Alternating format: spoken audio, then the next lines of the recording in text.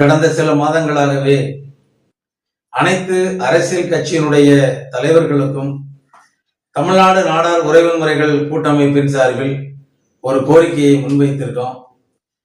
கடந்த சட்டமன்ற தேர்தலை விட இப்போது நடக்கின்ற இந்த 2026 சட்டமன்ற தேர்தலில் நாடார் சமுதாயத்தை சேர்ந்தவர்களுக்கு அதிகமான தொகுதிகளில் போட்டியிடுவதற்கான வாய்ப்புகளை அனைத்து அரசியல் கட்சிகளும் கொடுக்க வேண்டும் என்ற கோரிக்கையை தொடர்ந்து வலியுறுத்தி வருகின்றோம்.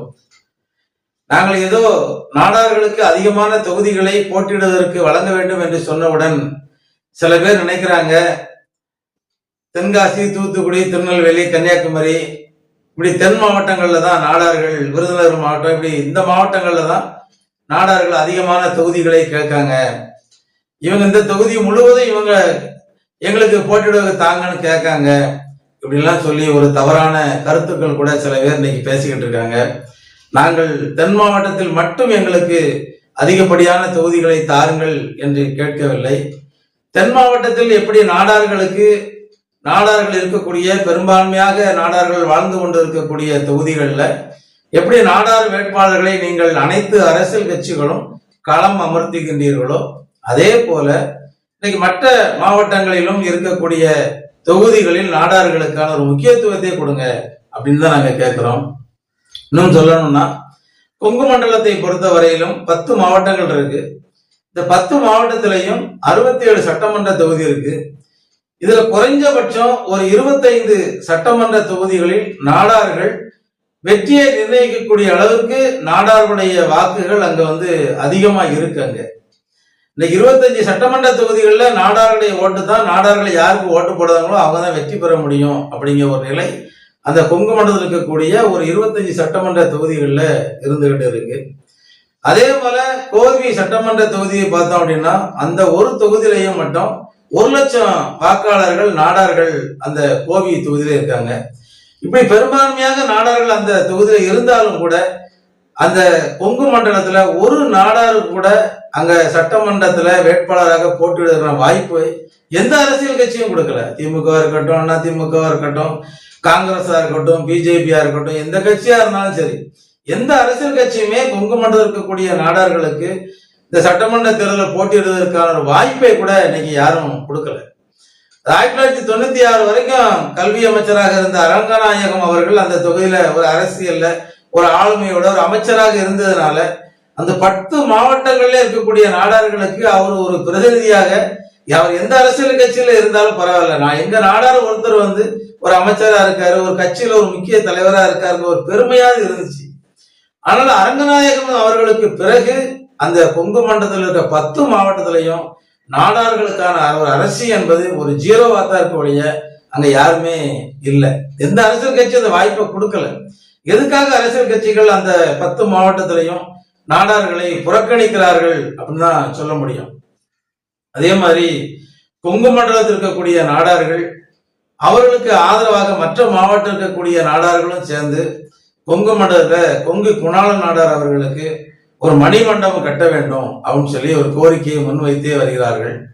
ஒவ்வொரு ஆண்டும் அங்க இருக்கக்கூடிய நாடார் மக்கள் முன்னேற்ற சங்கத்தின் தலைவர் மரியாதைக்குரிய அண்ணன் பொன் விஸ்வநாதன் அவர்களுடைய தலைமையில மிக பிரம்மாண்டமான ஒரு விழாவை எடுக்காங்க.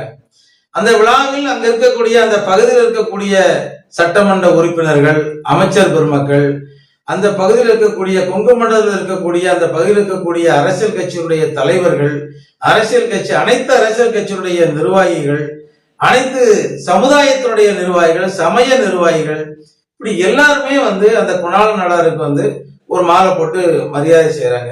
நானும் கடந்த 5 ஆண்டு காலமாக அந்த கொங்கு மண்டலத்தில் குணாளன் நாடார் அவர்களுக்கு தமிழ்நாடு நாடார் உறவு முறைகள் கூட்டமைப்பின் சார்பில் மரியாதையை செய்து வருகின்றேன். அங்க பார்க்கும்போது பாத்தீங்கன்னா எல்லா அரசியல் கட்சியும் வருவாங்க. அதாவது அமைச்சர் வராங்க, சட்டமன்ற உறுப்பினர் வராங்க, எல்லா தலைவரும் சொல்லுவாங்க, மாலை போடுவாங்க. மாலை போட்டுட்டு வரக்கூடிய ஆண்டில் குணாளன் நாடாருடைய இந்த விழாவுக்கு முன்பாக கொங்கு மண்டலத்தில் இந்த இடத்தில் மணிமண்டபம் கண்டிப்பாக கட்டப்படும் என்ற வாக்குறுதியை நாங்கள் உங்களுக்கு தருகிறோம் அப்படின்னு சொல்லி வீரமா வசனம் பேசிட்டு போயிட்டே இருப்பாங்க.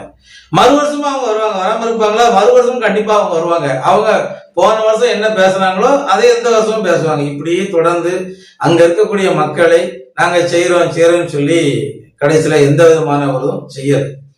அதே போலதான் இன்னைக்கு குணாளன் நாடார் அவர்களுக்கு ஒரு மணிமண்டபம் கட்ட வேண்டும் என்ற ஒரு கோரிக்கையை கொங்கு மண்டலத்துல இருக்கக்கூடிய 10 மாவட்டத்துல 67 சட்டமன்ற தொகுதியில ஏதாவது ஒரு இடத்துல ஒரு நாடார் ஒரு எம்எல்ஏ இருந்திருந்தால் அந்த சட்டமன்றத்தில் எங்களுக்கு குணாளன் நாடாருக்கு ஒரு மணிமண்டபம் வேண்டும் என்ற ஒரு கோரிக்கையாவது வச்சிருப்பாங்க, சட்டமன்றத்துல பதிவு பண்ணிருப்பாங்க. அதுக்கு வாய்ப்பு அளிக்க கூட இன்னைக்கு கொங்கு மண்டலத்துல ஒரு நாடார் கூட அரசியல் இல்லையே என்ற ஒரு வேதனை எங்களிடத்துல இருக்கு.